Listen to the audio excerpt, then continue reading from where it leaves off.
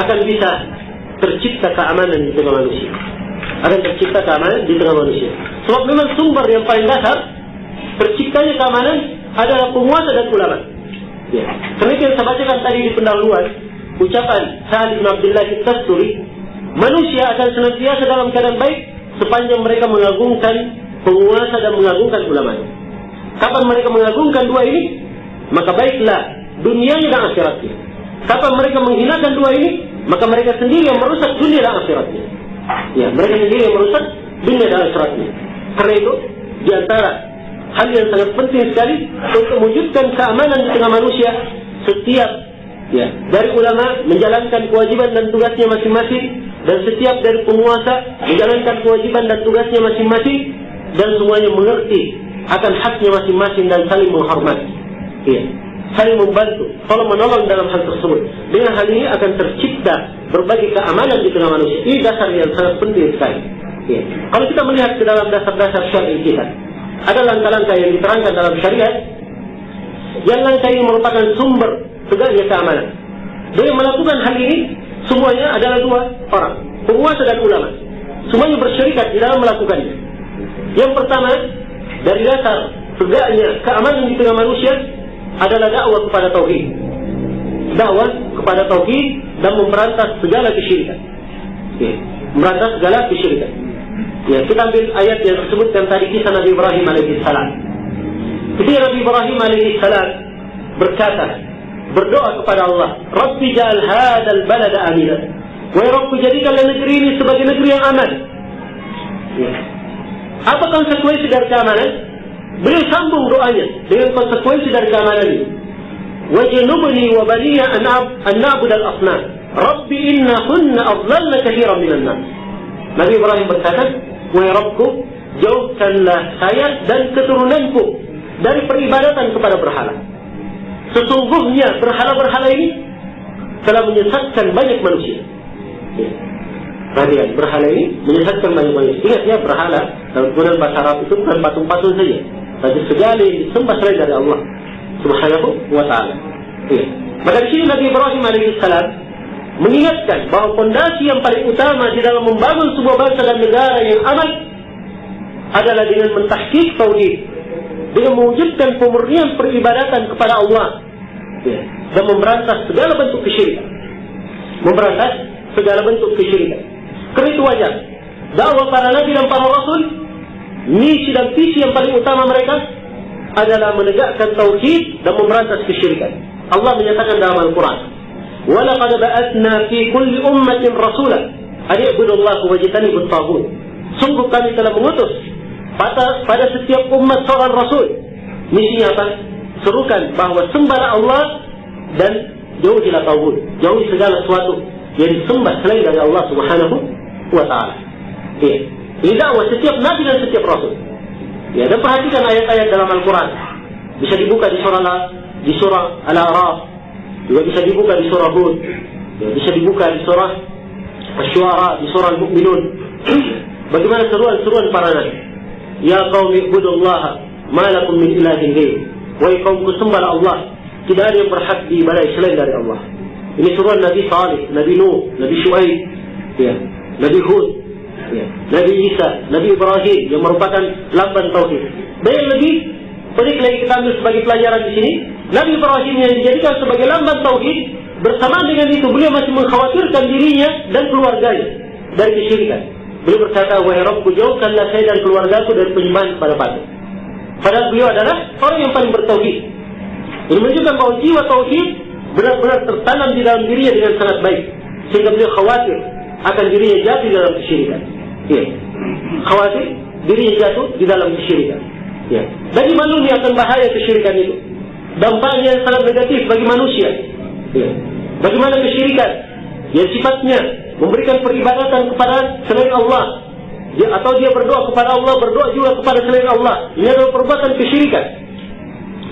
Apakah itu dengan memberikan ibadah kepada selain Allah, atau dia datang ke tempat-tempat yang dikeramatkan, ke kuburan misalnya, ataupun yang lainnya, menyembelih untuk selain Allah, bernadar untuk selain Allah. Ini semuanya adalah bentuk-bentuk kesyirikan dan dilarang di dalam syariat. karena kesyirikan ini sangat berbahaya dan membahayakan umat, maka Allah Subhanahu wa taala mengingatkan bahayanya dalam Al-Quran dengan peringatan yang sangat tegas dan jelas, beraneka ragam bentuknya. Di antaranya Allah Subhanahu wa taala mengingatkan manusia secara tidak langsung. Tatkala Allah mengingatkan para nabi dan para rasul, "Walaqad uhiya ilayka wa ila alladziina min qablik la in asyrakta la yahbatanna 'amaluka wa la takunanna minal khasirin." Sungguh telah diwahyukan kepada engkau Nabi Muhammad dan kepada para nabi sebelum engkau, andai kata engkau berbuat kesyirikan, niscaya akan hancur seluruh amalanmu dan sungguh engkau akan merugi. Ini Nabi Muhammad dan para nabi yang lainnya diancam kalau berbuat kesyirikan hancur seluruh amalannya. Berarti ini adalah hal yang sangat besar sekali dalam syariat perbuatan kesyirikan ini. Sampai diharamkan masuk ke dalam surga dan kekal di dalam neraka. Allah berfirman, "Wa man yusyrik billah faqad harrama Allahu 'alaihi al-jannah wa ma'wahu an-nar wa ma lidh-dhalimin min ansar." Barang siapa yang berbuat kesyirikan kepada Allah, maka telah diharamkan atasnya surga dan tempat tinggalnya adalah neraka. Dan tidak ada penolong bagi orang yang berbuat kezaliman. Orang yang berbuat kesyirikan, syirik akbar, walaupun di dunia ini banyak pahalanya, dia salat 5 waktu, salat sunnah juga, puasa Ramadan 1 bulan penuh, tidak pernah lepas puasa sunnahnya, dia bersedekah dengan 5 gunung emas, haji setiap tahunnya. Kalau dia menghadap kepada Allah dalam keadaan berbuat syirik akbar, semua amalannya ini tidak ada manfaatnya. Diibaratkan di dalam Al-Quran, "Wa qadimna ila ma 'amilu min 'amali faja'alnahu haba'an mansura." Kami hadapi amalan yang mereka lakukan, lalu kami jadikan amalannya bagikan debu yang berterbangan, tidak diamal. Ini karena kesyirikan yang dilakukan. Dan kesyirikan adalah bahaya yang mengancam manusia. Wa man yusyrik billah faka'annama kharra minas sama' fatakhtafuhu at-tayr aw tahwi bihi ar-rih fi makanin sahiq. Barang siapa yang berbuat kesyirikan kepada Allah, maka seakan-akan dia itu jatuh dari langit. Kemudian dia disambar oleh burung atau dihempaskan oleh angin di tempat yang sangat jauh. Kira-kira bagaimana keberadaan orang yang jatuh dari langit? Pasti dia binasa. Ini keadaan orang yang berbuat kesyirikan. Bahkan kesyirikan ini akan menyebabkan hilangnya ketenangan di tengah manusia, hilangnya keamanan dan munculnya rasa takut. Sanulqi fi qulubil ladzina kafaru ar-ru'ba bima asyraku billahi ma lam yunzil bihi sultanan. Kami akan melemparkan di dalam hati orang-orang kafir rasa takut karena perbuatan kesyirikan mereka. Mereka berbuat kesyirikan pada apa-apa yang Allah tidak menurunkan perintah di dalamnya. Dan kesyirikan ini, adanya kesyirikan di tengah manusia, ini ancaman untuk alam semesta.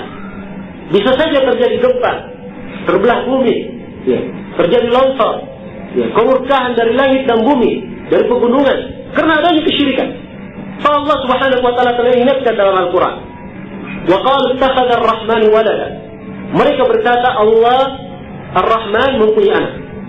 Siapa yang mereka berkata ini? Perbuatan kesyirikan. Para Yahudi berkata Uzair anak Allah.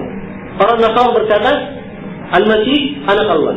Orang-orang musyrikin di masa Nabi berkata para malaikat adalah anak perempuan Allah. Ini semuanya disinggung dalam ayat. Maka Allah firman, "Laqad ji'tum syai'an idda." Sungguh kalian telah membawa perkara yang sangat besar.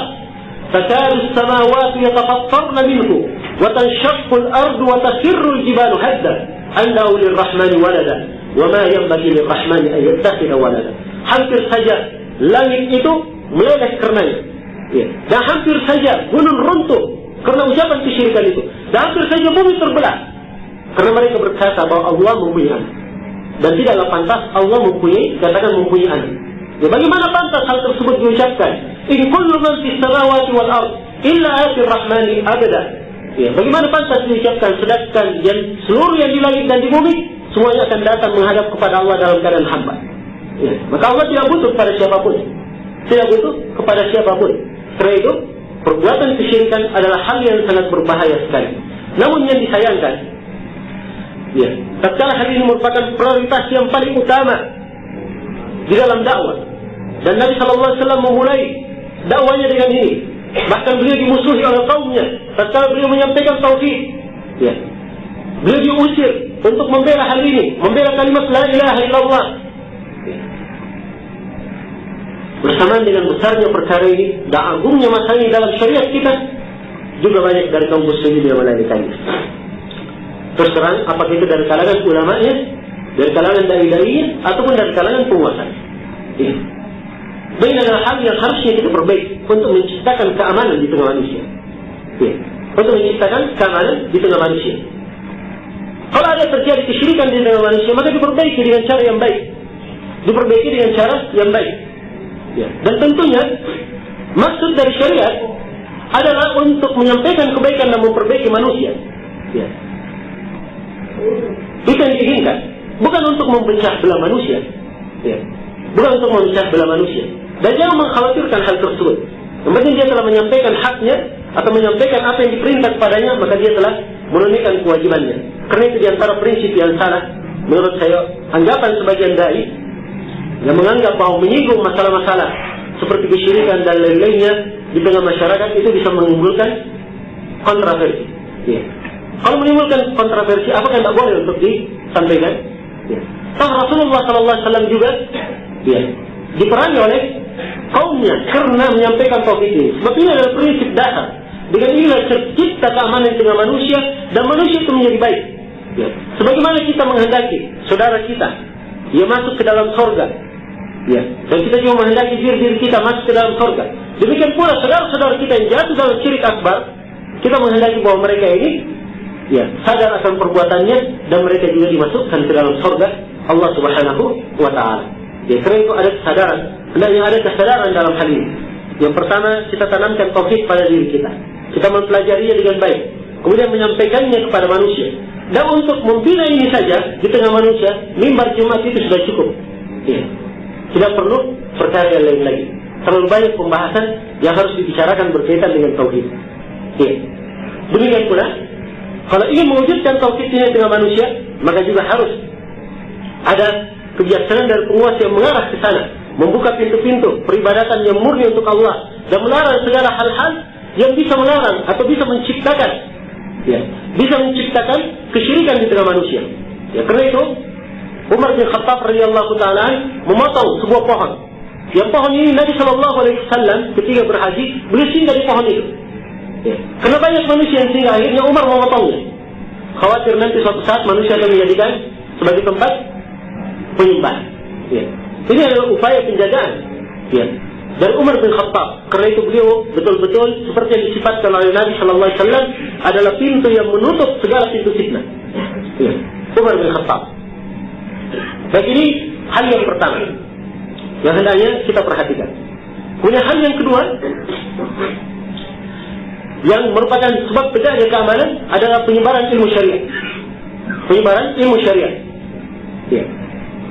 Dan penyebaran ilmu syariat ini, sebagaimana yang dikatakan oleh Ibnu Qayyim, tidaklah di sebuah negeri ilmu syariat itu kuat kecuali negeri ini akan kurang kejelekannya. Dan tidaklah ilmu syariat lemah di sebuah negeri kecuali akan banyak kejelekan yang terjadi di negeri tersebut. Dan ini adalah suatu hal yang telah disaksikan. Ya. Dan tidak diragukan lagi akan kebenarannya. Ya. Karena itu syariat kita ya, memberikan anjuran untuk penyampaian ilmu. Apakah penyampaian langsung atau dia menjadi sebab ilmu itu disampaikan. Dan semuanya mempunyai tugas di dalam hal ini, menyampaikan ilmu agama. Ya. Alim ulama mereka adalah sumber ilmu, menyampaikannya kepada manusia. Ya. Dan seluruh pihak yang lainnya ya, memudahkan jalan alim ulama untuk menyampaikan ilmu-ilmu agama itu kepada manusia. Ya. Dengan cara-cara ya, apakah dengan melalui pendidikan ya, atau melalui bentuk-bentuk yang lainnya yang bisa diatur di dalam hal tersebut untuk mewujudkan prinsip ini agar supaya tersebar ilmu syariat di tengah manusia. Kalau setiap manusia, setiap dari kaum muslimin paham agamanya, maka tidak mungkin mereka itu mundur, tidak mungkin terjadi kerusakan di tengah mereka. Ya, dan di sini juga ada hal yang perlu diperingatkan bahwa mempelajari ilmu agama itu bukan artinya ia mengalami kemunduran, tidak. Bahkan kemunduran umat Islam di masa ini karena mereka jauh dari ilmu agama. Ya. Ini adalah suatu hal yang harus diyakini dan diketahui. Ya. Toh di masa-masa dahulu kaum muslimin adalah yang paling maju. Ya. Dan mereka yang paling baik. Ilmu agama yang menuntun mereka. Dan mereka bisa bagus. Ya. Dan di masa ini orang-orang kafir mengambil dari sejumlah ilmu-ilmu umat Islam dan mereka kembangkan dan mereka yang menonjol di situ pada masa ini. Ambil contoh misalnya di ilmu kedokteran. Hal dasar-dasar kedokteran ada di dalam umat Islam. Yang mereka juga membacanya dari buku Daud Al-Antausi. Yang sebenarnya mereka baca bukunya Ibnu Sina. Dan Ibnu Sina mengambil dari Daud Al-Antausi.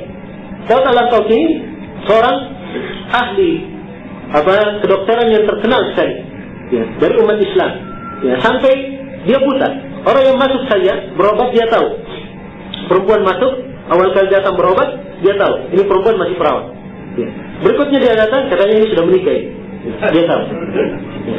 Ini karena ilmu kedokteran dia yang sangat dia kuasai. Dan demikian pula di masa ini, ya, di sejumlah negara-negara Islam sudah ada diajarkan. Ya, bagaimana dengan cara melihat urat-urat syaraf mata, dia tahu dengan melihatnya saja ini orang sakit ini dan sakit ini. Ya. Dan ini ada dasar-dasarnya diterangkan di dalam buku-buku para ulama itu kita. Ya. Dan ilmu kedokteran yang dikembangkan di Barat juga mereka mengambil dari umat Islam, mengambil dari umat Islam. Ya.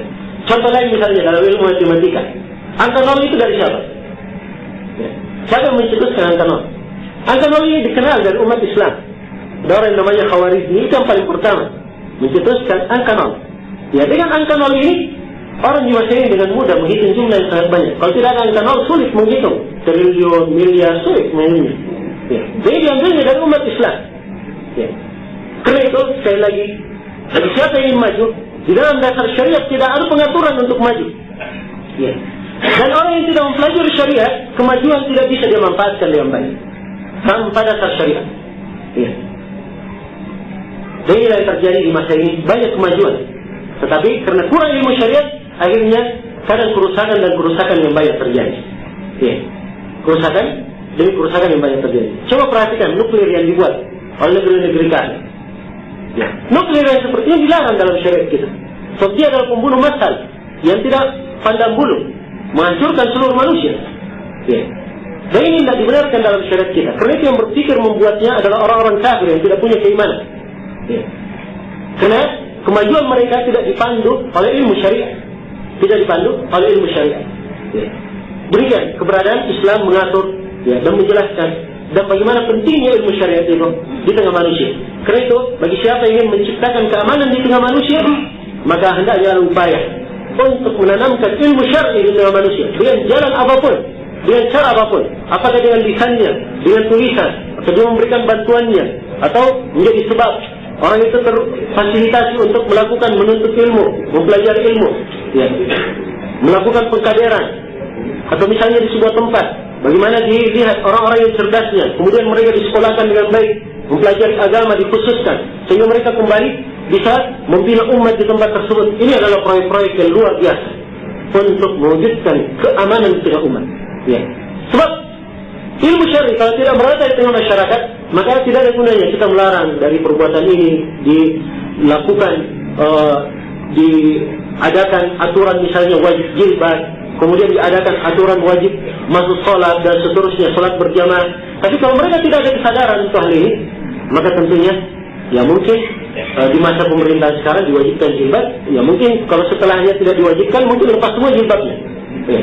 Kenapa? Sebab tidak mengerti tuntunan agama di dalam hal ini. Berbeda kalau dikerjakan sesuai dengan tuntunan, kerjakan sesuai dengan tuntunan, atau dia mengetahui ilmu syariat tentang hal tersebut, siapapun yang memerintahkan kepadanya, maka dia mempunyai dasar, ya, yaitu Allah yang memerintahnya, maka dia akan melaksanakannya dengan baik. Kemudian di antara hal yang penting juga untuk mewujudkan keamanan adalah dengan melakukan amar ma'ruf nahi munkar. Ya. Dan amar ma'ruf nahi munkar ini adalah tugas semua dari penguasa dan ulama. Penguasa dan ulama. Ya. Amar ma'ruf nahi munkar adalah ciri umat Islam dan ciri kebaikan mereka. Karena itu dikatakan dalam Al-Quran, kuntum khairal ummati ukhrijat lin-nas ta'muruna bil ma'rufi wa tanhauna 'anil munkar wa tu'minuna billah. Kalian adalah sebaik-baik umat yang dikeluarkan oleh manusia, dikeluarkan untuk manusia. Kalian melakukan amar ma'ruf, memerintah kepada yang baik dan melarang dari yang munkar, nahi munkar. Dan kalian beriman kepada Allah Subhanahu wa taala. Ya. Beriman kepada Allah. Ini ciri kebaikan umat. Maka umat ini kalau ingin baik, maka harus ditegakkan amar ma'ruf dan nahi munkar. Ya.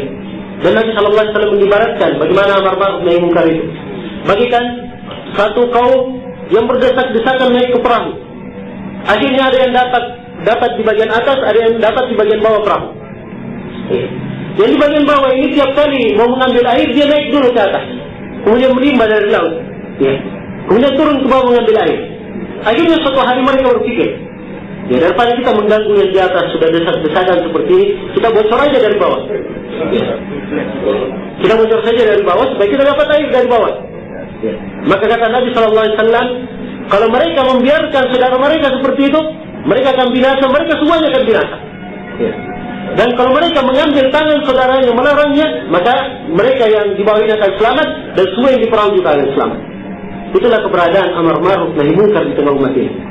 Karena itu Rasulullah SAW mengingatkan, dalam hadisnya yang diriwayatkan oleh Imam Abu Daud, kata beliau, "Ma min qaumin yu'malu baina dhahranayhim bil ma'asi wa hum qadirun ala yughayyiruha thumma lam yughayyiruha illa yushaku ay ummahumullahu bi iqabil min."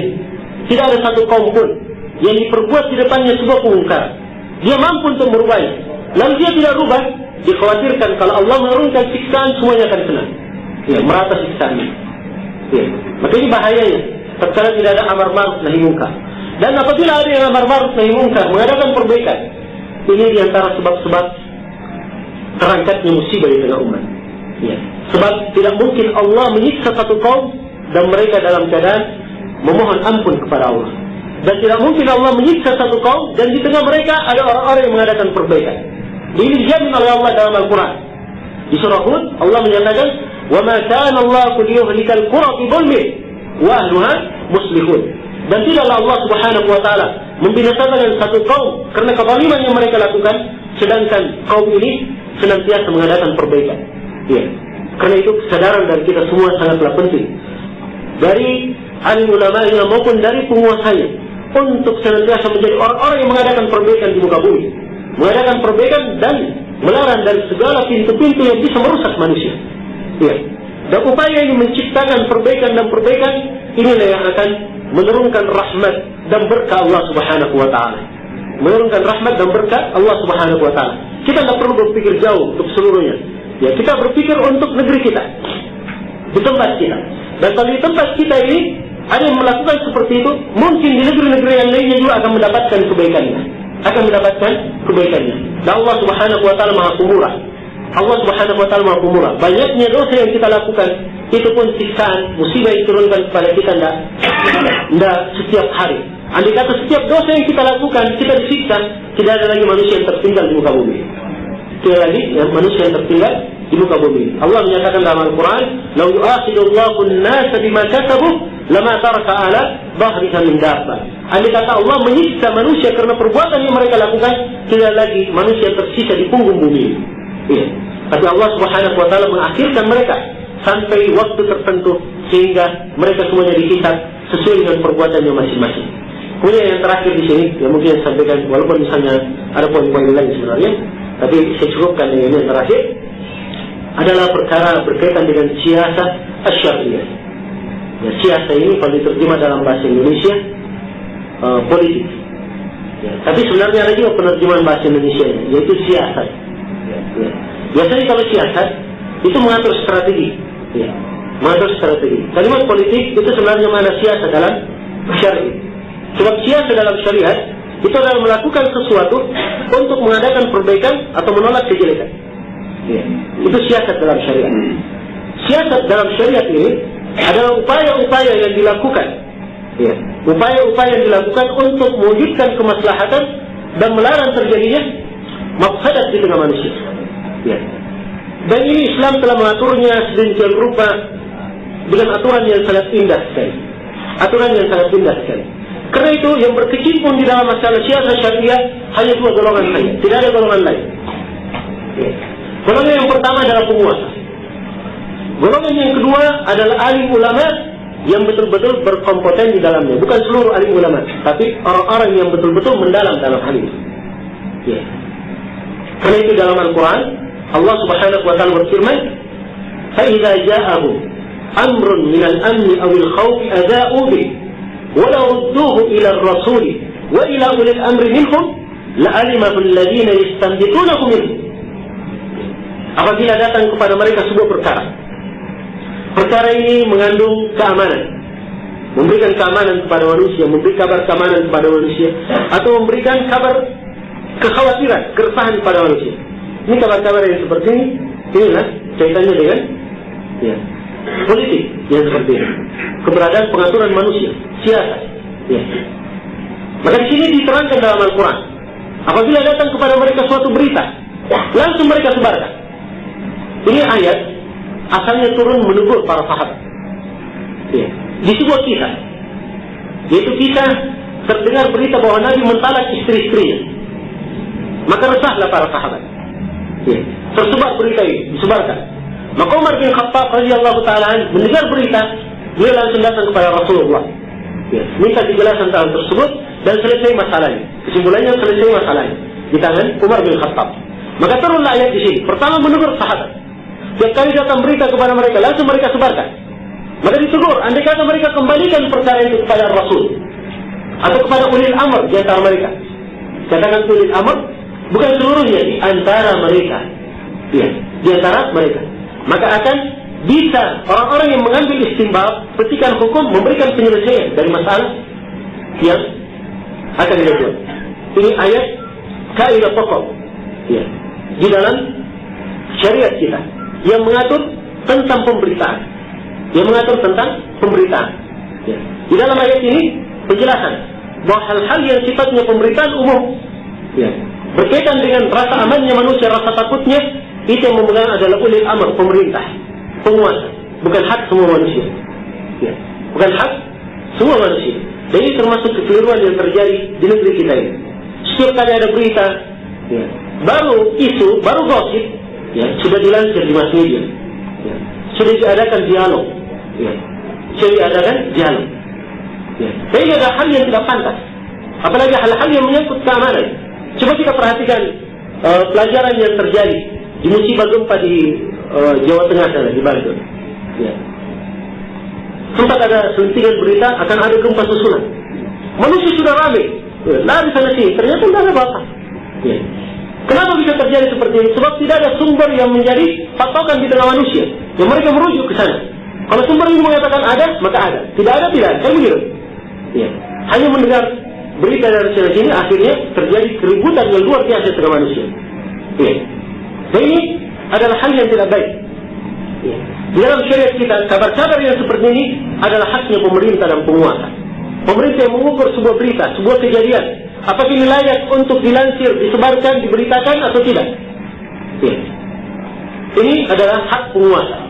Karena itu, untuk kejadian misalnya seperti di Perang Badar, ada sejumlah tawanan. Nabi tidak bermusyawarah dengan seluruh sahabatnya. Nabi hanya bermusyawarah dengan Abu Bakar dan Umar saja. Abu Bakar dan Umar saja tentang tawanan Badar ini, apakah dibunuh atau dijadikan sebagai tebusan. Dalam kisah yang masyhur. Demikian. Dan ini adalah kaidah yang sangat penting dalam syariat kita. Karena menelantarkan kaidah ini, akhirnya ini yang kita lihat dari sejumlah kerusakan dalam manusia. Kita ambil contoh lain, misalnya siaran-siaran televisi. Anggaplah contoh yang mungkin sebagian orang tidak memandang ada apa-apa di situ. Lansiran berita-berita tentang kriminal, peristiwa kejahatan, sergap, yang lain. Yang jelas ditampilkan di situ berita-berita tentang kriminal. Mereka yang menampilkan ini tidak memahami prinsip syariat bahwa berita seperti ini tidak bisa dilansir. Sebab mengajari manusia yang tidak tahu mencuri akhirnya bisa mencuri. Kan begitu? Diajari bagaimana cara mencuri, cara membunuh. Akhirnya suatu saat, ini kurang ini caranya mencuri, harusnya dia kurang di sini, kita lengkapi di sini supaya tepat. Dipraktekkan di tempat lain. Kan begitu? Orang-orang yang tadinya misalnya di kampung, lugu di sana tidak tahu apa-apa, akhirnya dengan melihat televisi, bagus juga yang saya lakukan di sini. Di sini mungkin tidak terlalu banyak kendala. Mengajari manusia untuk melakukan kriminal. Padahal kalau di dalam syariat kita, kalau ada pelanggaran seperti itu, yang dilansir itu bukan beritanya, bukan caranya, tapi yang dilansir ada yang melakukan begini dan dilansir telah ditegakkan hukum bunuh terhadapnya. Untuk apa? Supaya manusia tidak ada yang melakukannya.